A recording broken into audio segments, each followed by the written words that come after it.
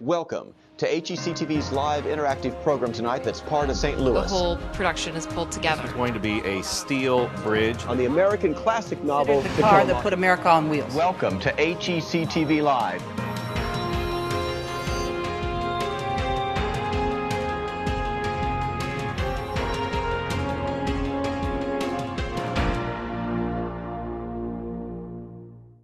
Hi everybody, this is Tim Gore speaking to you from Opera Theater St. Louis, and we're happy you've joined us for HEC-TV Live today. We're in the rehearsal space of Opera Theater St. Louis for our program today, Brundibar, Performing in Opera.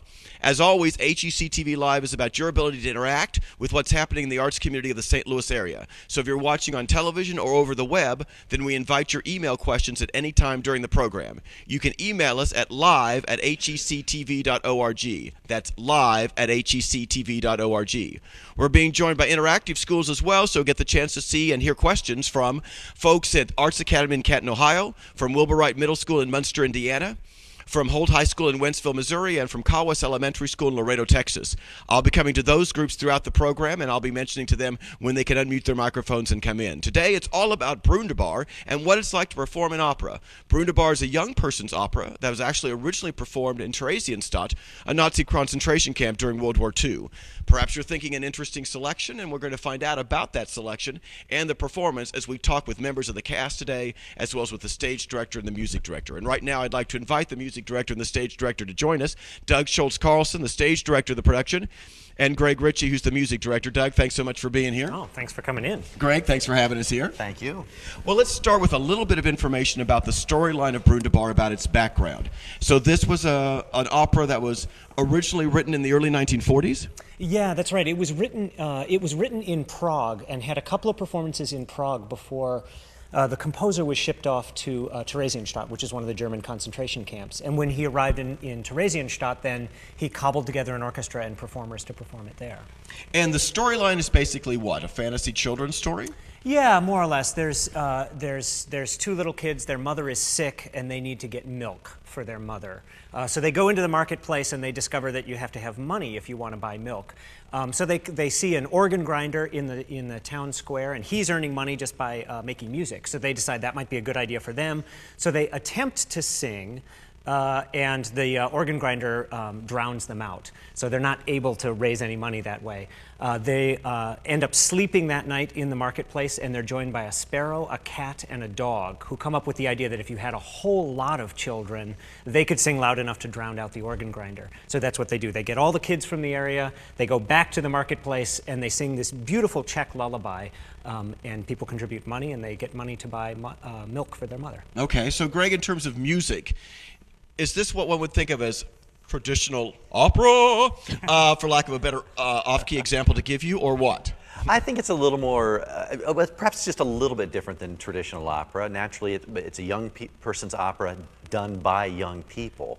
So therefore, you know, the limitations are going to be a little bit different. And of course, with this piece, the circumstances of having written it in one place and then being put in another place where you didn't have the same facilities and resources, it had to go through some changes there. So it's a little more like a play, a little more closer to sometimes even what we think of as musical theater, but still, in the end, kind of opera. Okay. Yeah. So when you guys began the process then in terms of thinking about creating this production, did you modify it at all from the way it was originally performed? Were there some thoughts in your mind in terms of like bringing it to stage at the Two Hill, or eventually be performed, that you want some differences? Yeah, well, one of the first people involved in this project here in St. Louis was a woman named Wendell Harrington, and she designed the projections for the opera. So when we perform the opera, we'll have a giant screen. It'll be 30 feet long, about 20 feet high, and there'll be video, there'll be pictures from the time period from that time in Prague projected.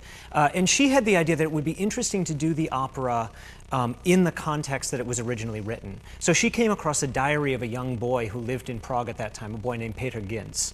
And so we've got a play that tells the story of Peter Ginz leading up to the opera, and then we find out the fate of Peter Ginz. And unfortunately, Peter Ginz did not survive World War II. He was shipped off to Auschwitz and perished in that concentration camp. And in our program on November 17th, you'll have the chance to join us live from the Two Hill, and you can see what that staged version is going to look like. When you began to cast the actors, the young people in their roles, Greg, what's the process you looked at? How do you balance the acting ability with the musical ability, that kind of thing? Well, that's the great challenge in any sort of piece like this is, of course it is communicated on several different levels, and one of the most immediate levels is as a singer. So we needed people in all of the major roles who could sing and could bring that off. But then the more choices that you get there, then you want to start to look at other things.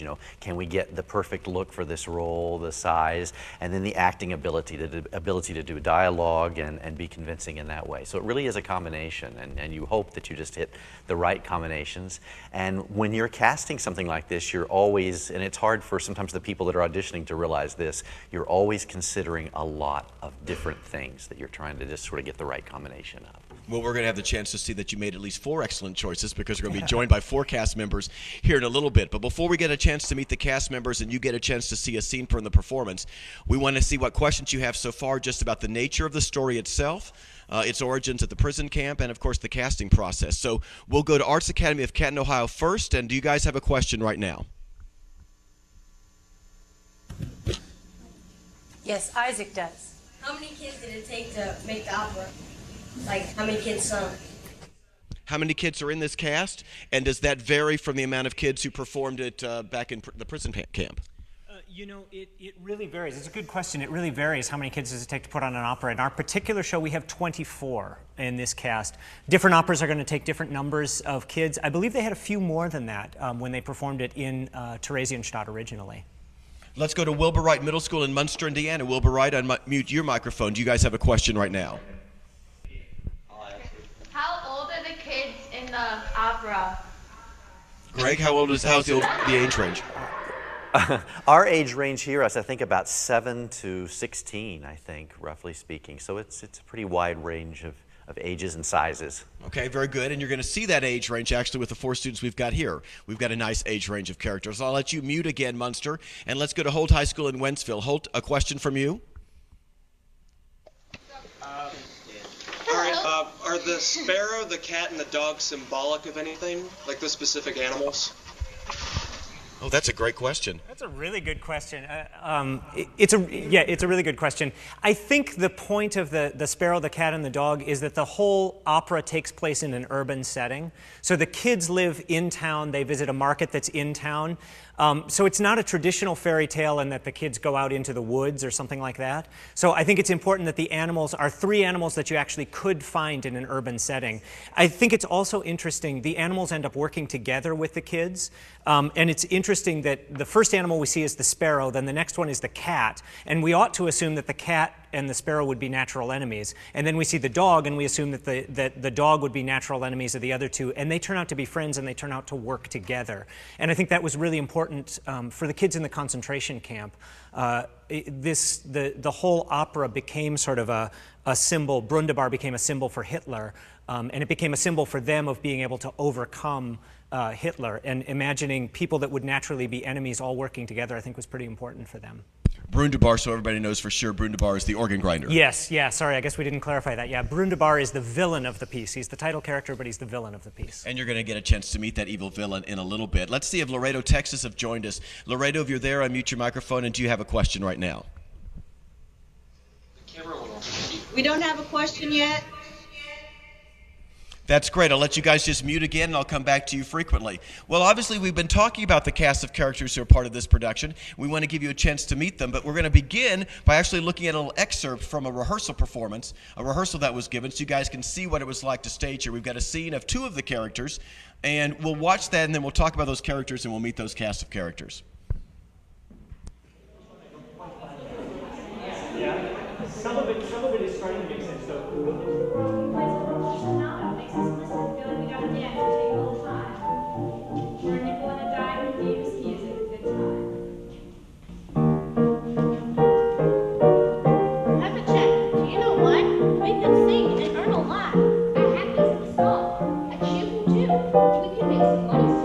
Let's sing about birds and bees.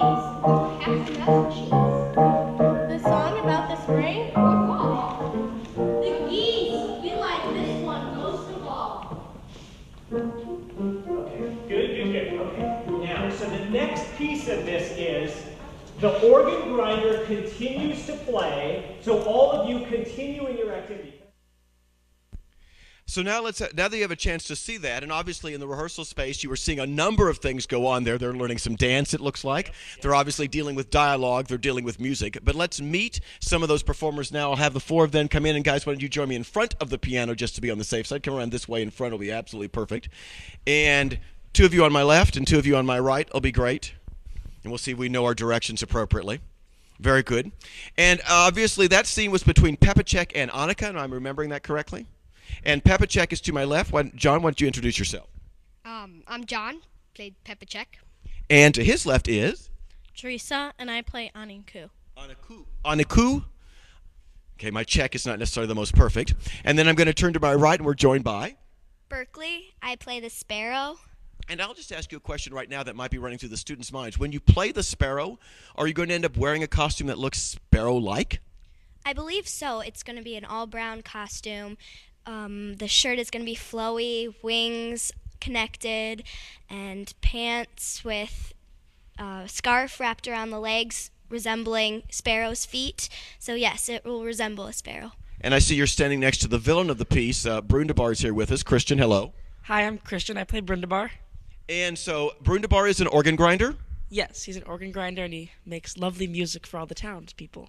At least he thinks so. I think so, yes. So we want to give you guys a chance, obviously, to start asking these actors some questions. You saw that version of the rehearsal. We're going to see another one in a minute. But let's go straight to you guys for some questions. Again, we'll do that same order as always. Arts Academy in Canton, do you have any questions for the students right now as we begin to think about what it's like to perform an opera? What was the hardest part about preparing for the play, opera? Oh, about preparing to play, the steps they would take to prepare to play opera? Well, who wants to start that one out? Who wants to get... So, okay, we'll start with the evil guy first. Christian, what goes through your mind? How do you prepare? Is this for my role of Brundibar? Well, I did some background research on my character, who it was in the original productions, and I found that he played it 55 times, all the different productions, so he sort of played the humane side of the character, not always evil, but showing that, you know, he's just trying to make a living himself, but in the end he is an evil character, and just trying to, you know, portray the villain as well as I can. And Christian's character is, I'll call him real life. Your character as a sparrow is a little bit fantastical, I suppose. So does that matter to you in terms of how you perform it? Do you think of the sparrow as being a person? Or do you think does the music enable you to sing sparrow-like, for example? The music does enable me to sing like a sparrow. It's all quick and up-tempo. Just like all the other animals, the cat sings slowly and the dog sings low and barks a lot. But I believe that the sparrow is like a human, and I play it like a human just because it's a character that empowers the children to defeat the tyrant or Brundibar. And it'd be great to play that character in the Theresienstadt because you'd be a child with no power, but yet you're playing a character with so much power, and so that would be great. Very cool, very cool. Let's go to Munster, Indiana. Wilbur Wright, a question from you guys. Anybody have a question? Wilbur Wright does not have a question, sorry. Wilbur Wright, if you don't have a question now, go ahead and mute your microphone. We'll come back to you, don't worry. Let's go to Holt High School in Wentzville, Missouri. Wentzville, unmute your microphone and come in with your question. What is it like to work with your director? Is he very open, or is he strict and very, controlling? Oh, I am so glad you asked that question. I was so hoping that would come out. Doug's standing over on the side now, anxiously awaiting John's response. Okay, Pepacek. I think working with the director, it's really fun. He wants new ideas, but he has to kind of make sure we get what we need to get done for the show. Now, Teresa, right? Remind me, don't let me make a mistake. Had you performed in other places besides this experience, and is there a difference between, I'll say, doing a school performance and what we'd call a professional performance here with opera theater? Yes, I do a performance at my school every summer, and there really isn't much difference. Every director is good, and they all give you good ideas, so it kind of depends on your show and what the director's like. And Doug is very happy right now. He's smiling. He's beaming off to the side. Let's go down to Laredo, Texas. Laredo, a question for you for the students? Yes, we do have a question. How is it like to play the sparrow? How's it like to play the sparrow? I think the question was specifically about the sparrow. It's amazing to play the sparrow, as I described before. Just the character is amazing, but it's also really important because I researched the sparrow before I auditioned for the show, and I found out that Brundibar had been rehearsed in the Jewish orphanage, and the little boy who played the sparrow, who rehearsed the sparrow, was transferred to Auschwitz before the first show opened, so he was never able to perform any of the shows. So that helped me described a lot about the part, and I doing it for him and for all those children, and so it's amazing to play the sparrow. Thanks very much. We want to give you another chance to see a different part of the rehearsal now where there was more singing involved. So we've got some B-roll of that, and then we're going to be doing some singing here live too. We're going to bring Greg back in, and we're going to talk about the music in a bit. So let's play that scene now.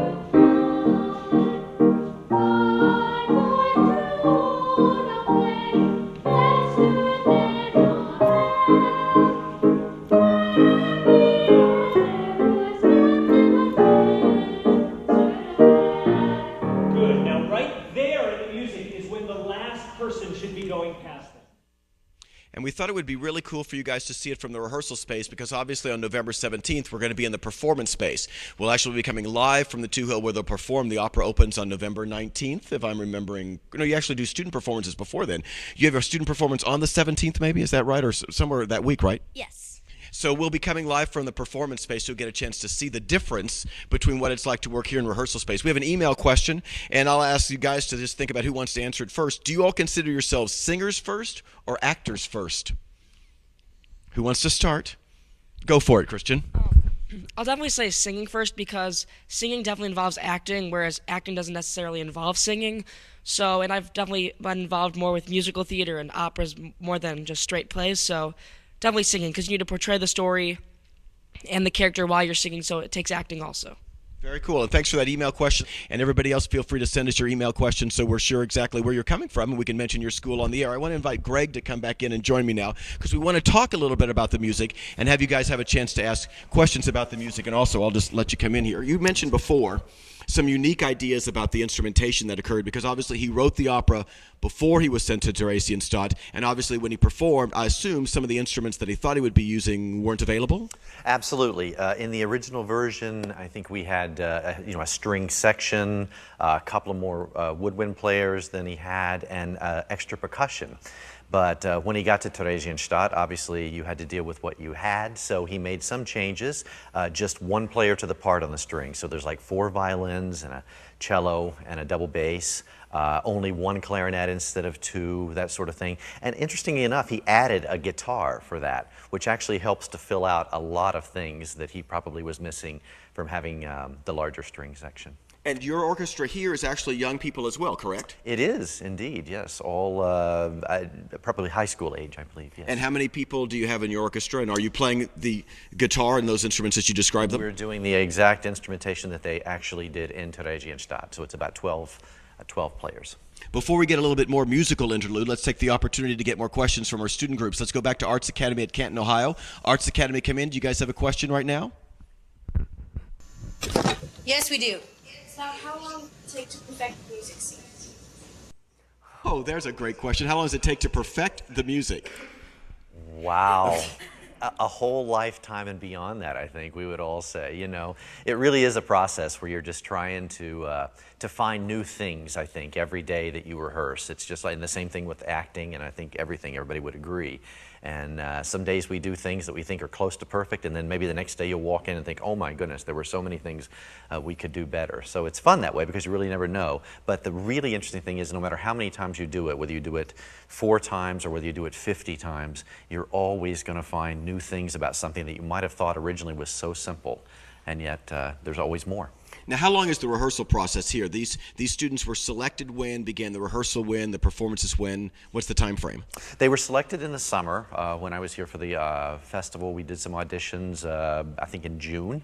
Then we began rehearsing. I got here actually last week. At the beginning of the week before that, Alice Nelson, our pianist on the production, had been rehearsing, I think, for a week and a half, probably, or something like that, with the singers just by themselves. All of that just on music. And then when Doug got here last week, we started to phase in getting it on its feet. So you rehearsed the music first, and is it then your obligation, in essence, to have the music and the songs memorized by the time Doug gets here? Was that the way it worked? Yes. So you could know everything, so when you were told you're staging, you didn't have to hold the music in your hand and be distracted by that. Okay, very cool. Let's go back now to Munster, Indiana, Wilbur Wright Middle School. Unmute your microphone. Do you guys have a question? How long were the rehearsals? Oh, there's a great question. John, how long do they keep you in rehearsal? Depending on what they're rehearsing, sometimes they need you, sometimes they don't. Usually about 3 hours. And you guys are learning dance, blocking, character, all those kinds of things? Not so much dancing, but blocking in character, and I mean we still keep up the singing, but mainly blocking. Very good. Let's go then to Holt High School in Wentzville again. Holt, another question from you. Do you think it's harder to act through the style of opera singing rather than traditional musicals or straight plays?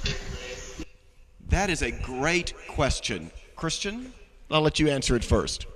I would say that they're not one necessarily as harder or easier, but they're definitely just different. And you just got to get used to this different styles and what you need to portray more in each different style. Do you catch yourself... What's it like to act while singing as opposed to just act while talking? Do you notice a difference in terms of like the expansiveness of your gestures or anything at all, the facial expression? Does something happen for you physically differently because you're singing and acting as opposed to just talking and acting? Well, while you're talking, it's more the way you place your voice and different emphasis on words. But singing, you need to basically maintain yourself on hitting the notes, but you also have to focus on the emphasis of different words so you can portray different emotions, such as like anger on a certain word or something. So there's definitely more to think about while you're singing and acting as opposed to talking and acting. Very good. Let's go to Laredo, Texas. Another question from you guys? How is it like playing your characters? Okay, so what's it like to play your characters? Let's talk a little bit about the different characters that we've got going here. Teresa, let's start with you. Well, it's fun to play your character. I like working with John. He's really fun to work with. And it's just, Aninka is just a girl, regular girl, trying to get milk for her mother. So you just have to kind of, depending on what's going on in the story, you have to have your emotions ready, and you have to put, like Christian said, emphasis on different words when you're singing. And you have to put your emotions into it, and you really have to get a feel for your character before you can really do anything. And John, what about Peppa Check? With Peppa Check, it's sort of the same thing. You have to understand your character to play it, And once you understand it, you kind of know what your character would do. And is Pepacek just your normal everyday, like 8-year-old guy in Czechoslovakia? No, I think you could consider him normal, but what he has to go through to get the milk, to go to the market, he kind of comes out differently, I think. Oh, very cool. Greg, let's talk about what we might hear today and what we want the audience to think about as the kids sing, as they hear the kids sing. Well, I think the thing with music is that makes it such a unique art is that almost faster than anything else, and without words or anything, it can tell you something about a character, either maybe just who they are, or maybe how they feel, or what their situation is almost immediately. It's like a direct hit. And I think a few of the examples that we'd like to do today, I think sort of illustrate that. We'll see how different characters have such different kinds of music and different situations have such different kinds of music. And almost immediately, if we just do just a little excerpt, you can kind of hear that immediately. Well, let's start. How would you like to begin? Let's start with Aninka and Pepacek. This is near the opening of the opera. We meet them, they're walking down the street, and we learn who they are, and we learn what their problem is, in that their mother is sick and that she needs milk, which they're searching for. And when we hear the music there, it'll have a sort of rocking, easy quality, and sometimes it's in what we call a major key, when he's just saying, you know, that this is my name, that is very true. And then when they begin to talk about their mother and the situation and remembering the doctor, you'll hear the music sort of go into this minor, sadder, more anxious mode. It's very clear, I think. Very good. I'll let you switch to the piano, and guys, we'll move on with you over here, and I'll give you this microphone. And I'll move out of the way.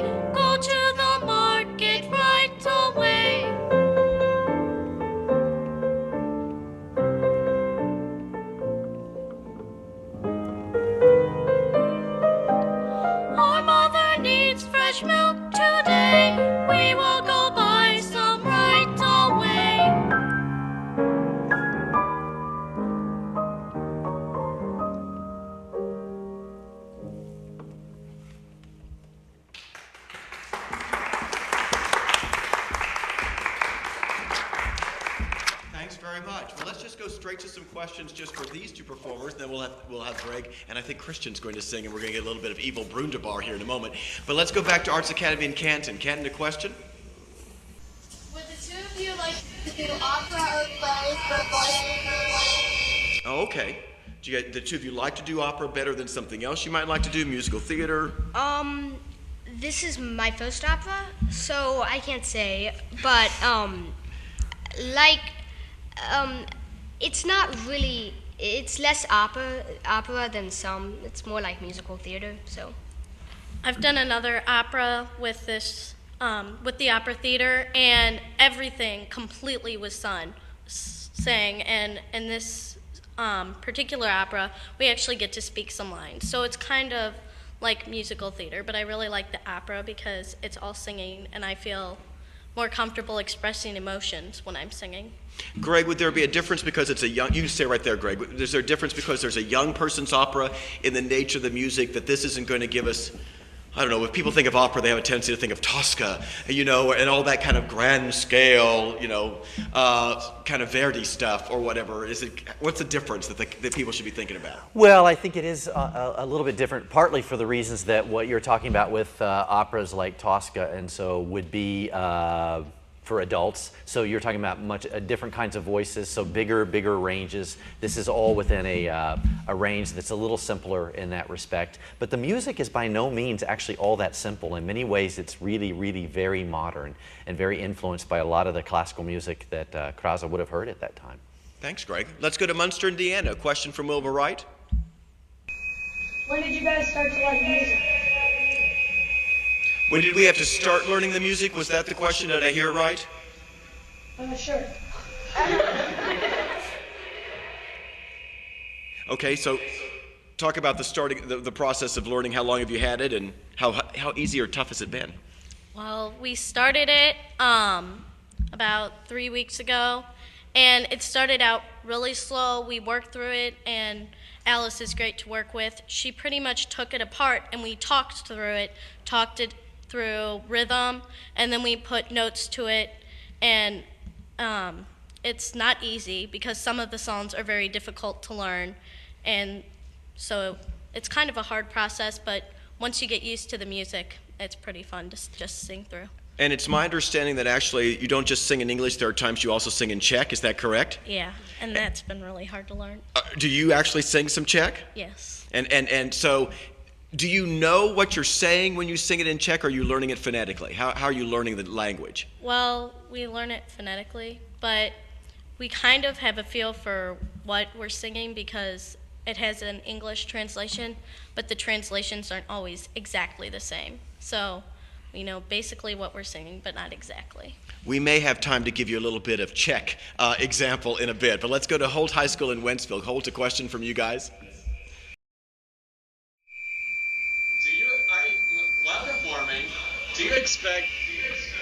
Are they expected to sing like they're in a Broadway? Like they're in a choir concert? Oh, that's a great question, and if you guys want to deal with answering that one too, come right on in and join us here. When you're singing it, are you thinking in terms of singing it like a Broadway performance, or is it more of a choir consideration? What crosses your mind when you think about that, Christian? Well, I definitely say it's more of a Broadway show because it's definitely a professional performance, and we're all trying, to do our best out there. But other aspects, like when the whole company sings together and different songs, like the victory song at the end or the opening of the show, it's definitely more of a choir concert feeling because we're trying to get the best sound together, not hear one voice individually, but get the whole choir feel and the blend of all the voices. Very cool. Let's go to Laredo, Texas. Another question from you guys in Texas. What if you get nervous and you forget your lines? What did you do? Oh, so you get nervous during performance, you get nervous for your lines. What do you do? Well, you haven't performed yet, but move a little closer to the microphone to be sure they hear you. What do you do with dealing with nerves?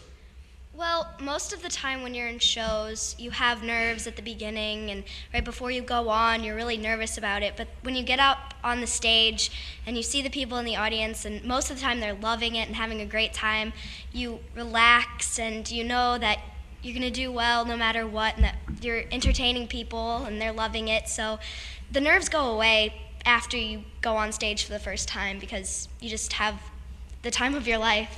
Very cool. Let's have the opportunity now for Brundibar, I believe, is going to give us a selection. So the rest of us will move out, and Christian, I'll let you go to the microphone. And what are we going to hear here, Greg? We're going to hear the first thing that Brundibar actually sings. And again, as we were saying earlier, this kind of tells us something about how he feels right away, because when we meet Brundibar, at least vocally meet him, he's very, very angry and he's very aggravated. And even though the music is built on a very, very simple scale, you'll sort of see that he sort of stomps all over that scale and jumps all around it in places. Go for it. Doggone children, you be quiet, don't make noise, don't even try it. If you interrupt my playing, learn the price of disobeying. My way is the only way, now you must join in step and sway. Now I rule here as music czar, organ grinder Brundibar.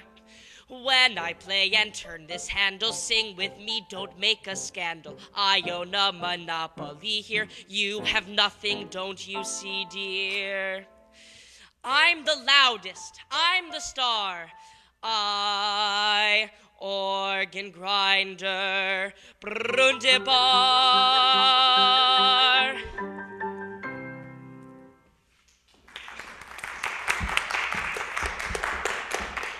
Very nicely done. Thank you so much. And the world is glad that you were singing and not myself. Questions from Arts Academy in Canton? A question for Christian in that number? Yes, we do. Do you have any prior acting or singing training before you got into the professional opera? Talk about the acting of it, the level. How do you know? Well, I've definitely have had other opportunities in theater before. I've performed at the Muni in St. Louis. I performed at stages. I performed with opera theater before, and with my high school, I've definitely had a lot of acting experience. And it's I've never really been the villain of a story before, so it's pretty fun to be the mean character that everyone hates, and I love having them hate me, and it's really fun. It's always cool to play a villain. It is always cool to play a villain. Let's go to Munster. Wilbur Wright, a question?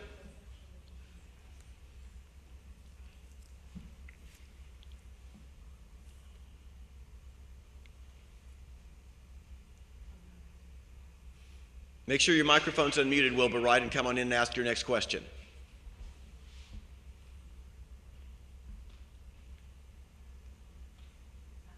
We'll come back to you, Wilbur Wright, in a bit. Let's go to Holt High School in Wentzville. Wentzville, a question from you guys? When you changed the lyrics into English, did you have to change the music also? Oh, that's an interesting question. Greg, maybe do you want to speak to that as well? And then, because we are going to talk about the English versus Czech considerations.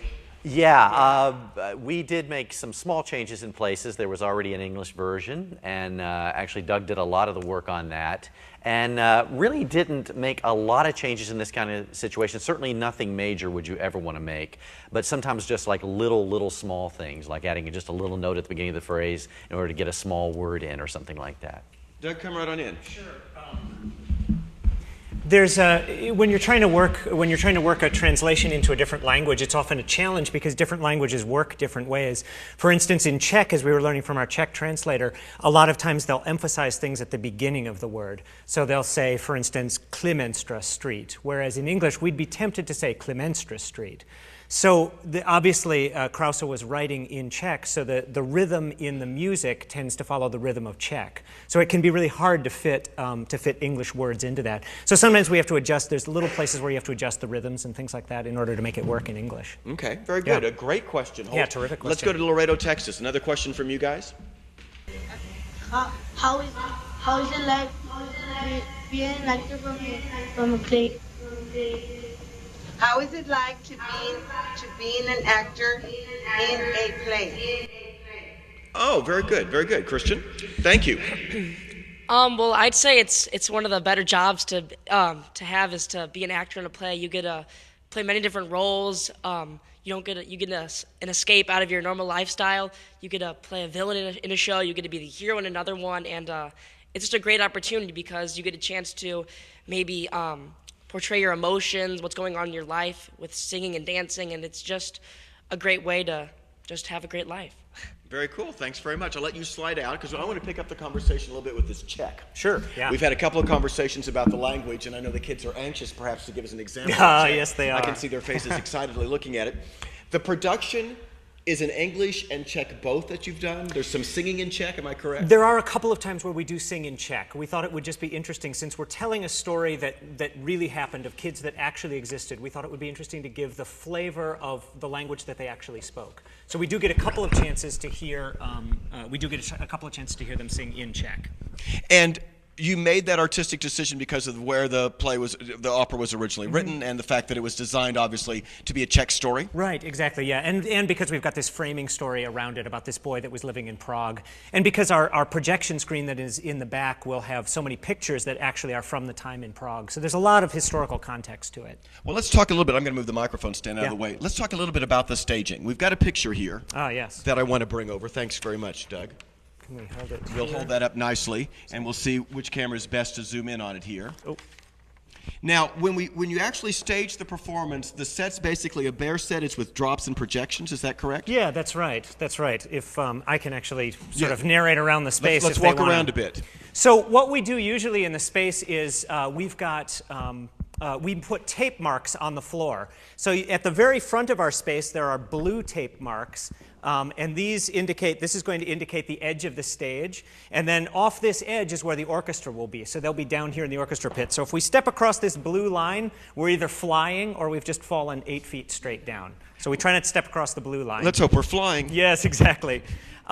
When we do the opera of Brundibar, we'll bring in a drop, and that was the drop that you just saw a picture of. And that's represented by this green tape mark on the floor. So it goes from about here to about here.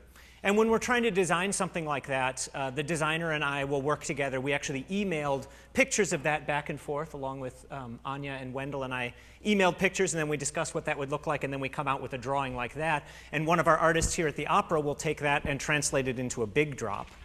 While we talk about the drawing, let's just hold it up and talk about it a little bit more. Sure. Is this in essence the town then where Pepacek and Annika live? Yeah, that's exactly right. That's exactly right. We're this is the marketplace. You can see we've got our market stall here.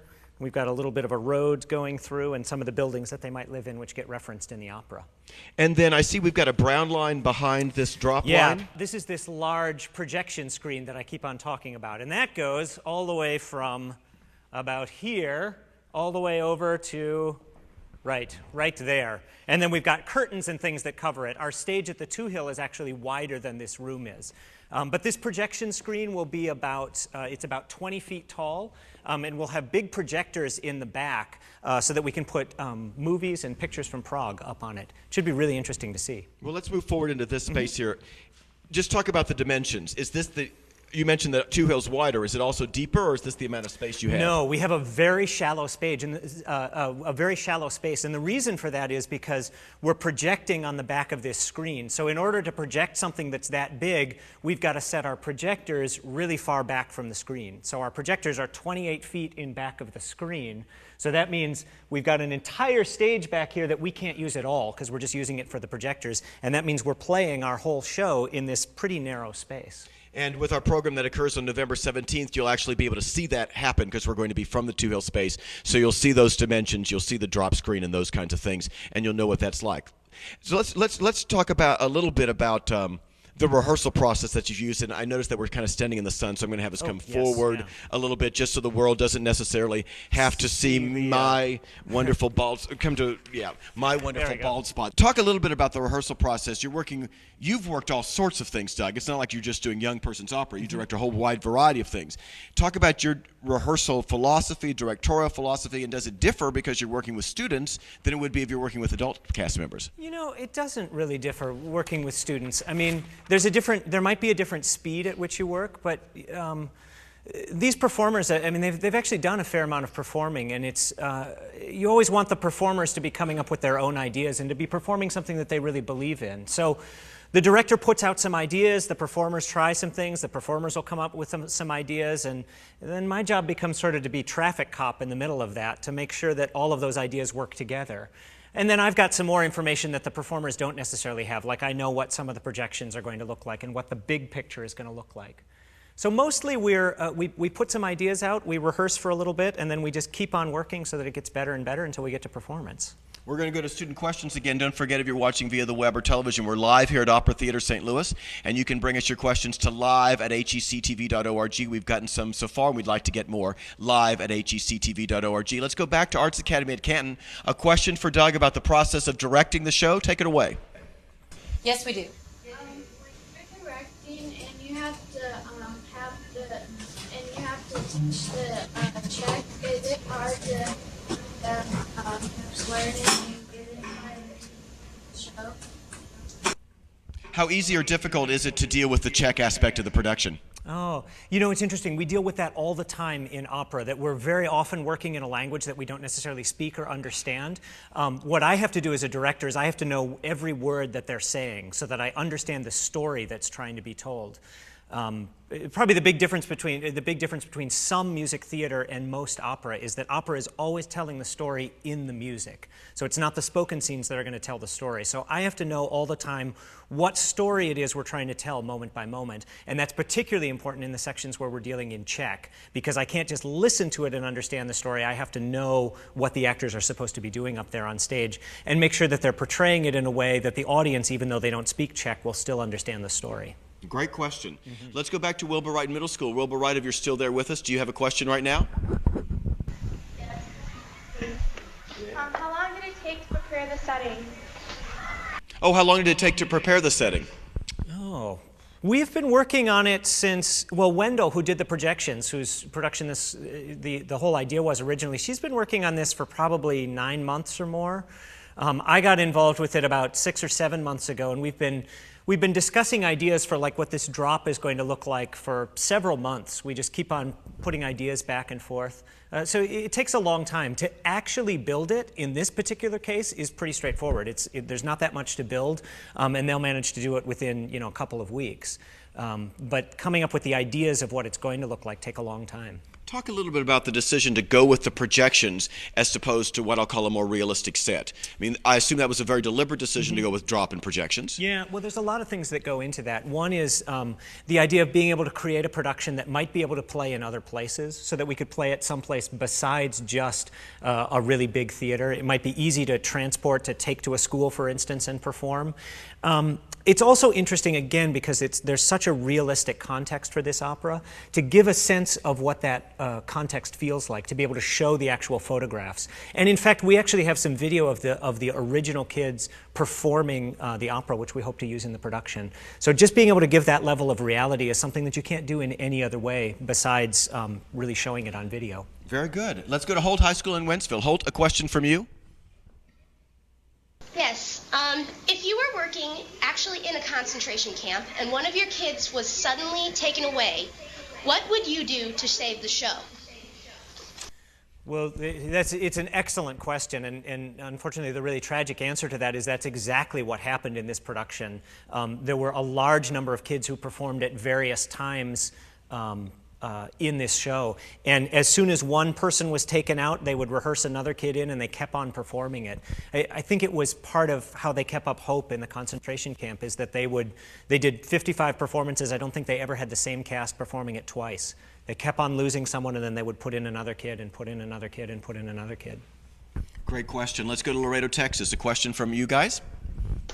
Yes. Do you ever have trouble with the actors? Oh, that's great, because we had the chance for the kids got the chance to answer the question about if he was an evil, tyrannical director. So now, do you have evil, tyrannical actors to work with? No, we have a really good cast. We're very lucky here. I enjoy working directing with young people because sometimes in the chaos of everything that's going on, we come up with some really fun ideas, and those are usually the best ideas we get are when we're just sort of messing around in rehearsal and somebody does something and then you think, oh wait, that was it. So yeah, we don't have too much trouble. We've got about 7 minutes left in the show. I want you all to be thinking about a final question, but we've talked so much about the Czech and everything. Do you think we might be able to have an opportunity to hear a bit of singing in Czech to see what that's like? Yes. We do have something we would like to try. Now, we just had our Czech translator come in last week, so our students are just learning the Czech, and we're going to give you actually the most difficult piece of Czech that we have in the piece. We have one section where they have to sing in Czech really fast, and maybe Greg can demonstrate how they do it a little bit slowly, and then we'll let them give it a try going really fast. Oh, very, very good. So I'll have the students come up and join me.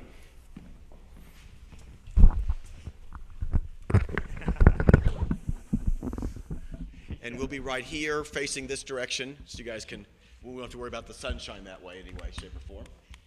And Greg, take it away. Okay, I think we will do one version just a little slow to give you guys a chance to sort of warm up, and then we'll do this little section at the tempo that it really, really should go. Okay, so here's 4 bars.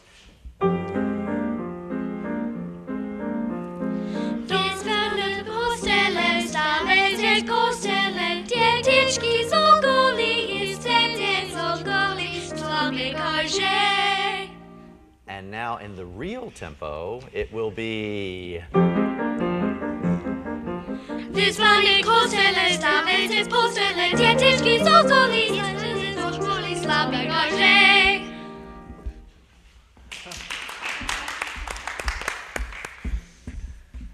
Well, of course, I don't know Czech myself, but it sounded absolutely fantastic. Oh, it sounds great. So, I mean, I think you were phonetically perfect. Talk a little bit about learning it. What's that like? John, you want to take a chance? With learning the Czech, since we don't know what it actually means, you kind of have to relate it to something.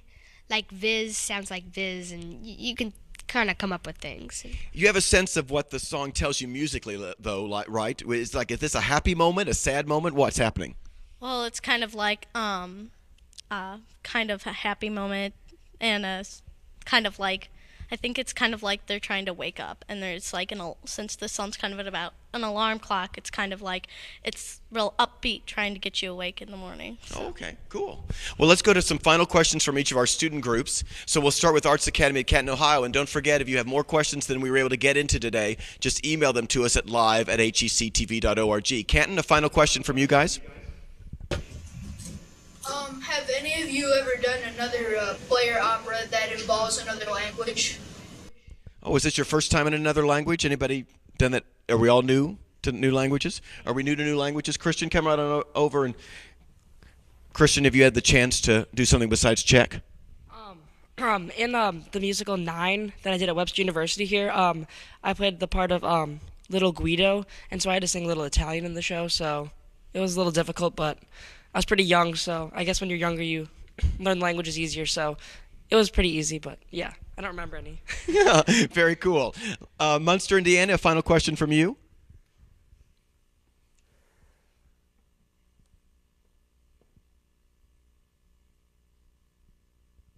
Let's move on to Holt High School then in Wentzville, Missouri. Holt, a question from you guys. We just wanted to know why you folks decided to do this particular opera as opposed to maybe a different one. Oh, very good. Doug, do you want to come in and deal with that a little bit, or stand next to Greg and you guys can talk there? Sure. Why doing this opera? We should say it wasn't actually our choice. We were hired by the opera to work on this piece, but it is a piece that gets done a lot and has been done a lot recently. I think there's a bunch of reasons. First of all, it's very singable for young people. It really fits their voice as well. The music is really interesting. We were just rehearsing yesterday the scene with the dog, the cat, and the sparrow, and there's really clear storytelling that's going on in the music, and also just the historic context. That these are stories that are important to tell right now. We are this generation that lived through the Holocaust. We're losing that generation right now. If we don't tell these stories now, I mean, really, all of you who are students, you are the last generation that will ever meet anyone that's gone through this. That experience. So it's really important that we tell these stories right now. Thanks, Doug. Let's go to Laredo, Texas. A final question from Laredo. Is it hard to sing in a different language? Hard to sing in a different language? At first it's a little difficult, just getting the words in your mouth and knowing how to pronounce them correctly. But as you get used to it, it comes out naturally. We haven't really gotten to that point yet, but hopefully we'll get there soon. And we're slowly but surely getting to the point where we can just sing it and be comfortable with it and know what we're singing and be able to act it while singing it. Well, it sounds to me like you've gotten a very good head start with it. Greg and Doug, I'll let you speak to this email question we got. Can you discuss how Brundibar perhaps was used by the Nazis as propaganda?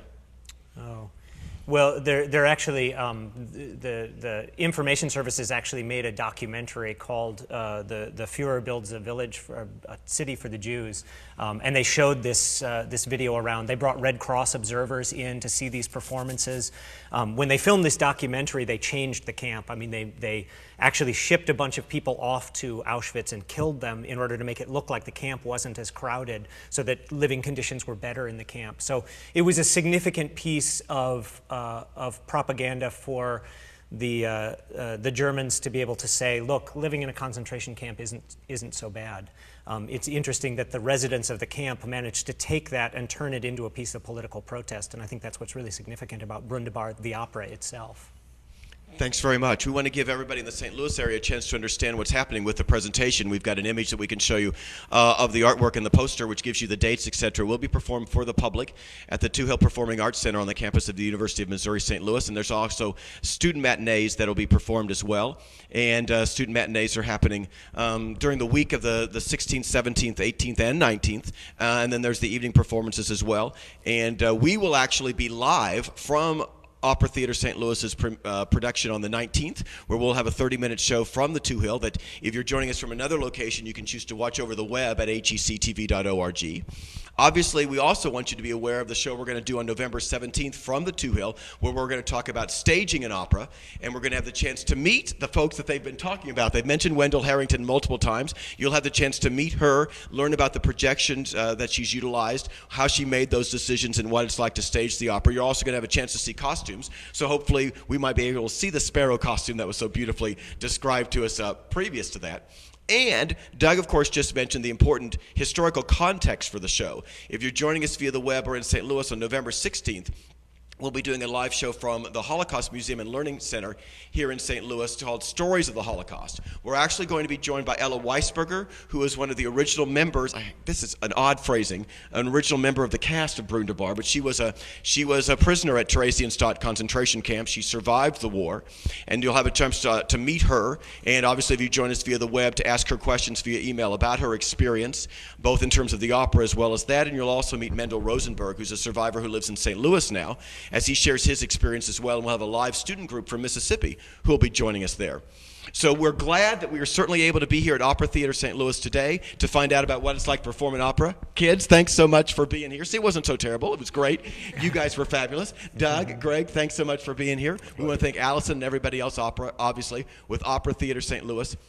That's enabled us to make the show be so successful today. To all of our students who join us interactively, thanks so much for being here. We look forward to seeing you in more shows in the future. We're always happy to be interactive with HEC-TV Live. And don't forget, if you've got more questions, just send them to live@hec-tv.org. Until we see you on the 16th, 17th, or 19th, I'm Tim Gore. Thanks, everybody, for joining us here with HEC-TV Live.